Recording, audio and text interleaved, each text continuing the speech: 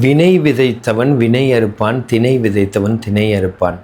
அப்படின்னா நல்ல எண்ணமும் நம்மளுக்கும் பிறருக்கும் நன்மை செய்கிற குணமும் அன்பான உள்ளமும் கருணையுள்ள உள்ளமும் தர்மம் செய்யும் செயலும் இது இருக்கிறவங்களுக்கு அதுவே அவங்களுக்கு உலகத்திலேருந்து திருப்பி கிடைக்கும்.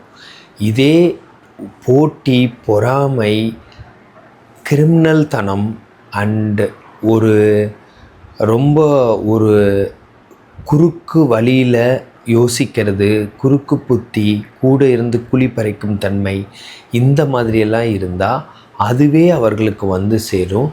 இதில் எந்த விலக்கும் கிடையாது. கொஞ்ச நாளைக்கு தான் அவங்க மின்ற மாதிரி அவங்க நினச்சிட்ருப்பாங்க.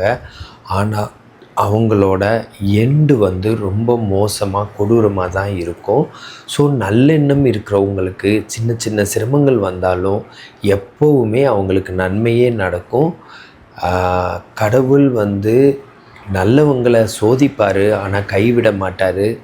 கெட்டவங்களுக்கு அள்ளி அள்ளி கொடுக்குற மாதிரி தெரியும், ஆனால் கடைசியாக அவங்க முற்றிலும் ஒரு தோல்வியை தான் தழுவுவாங்க. நன்றி.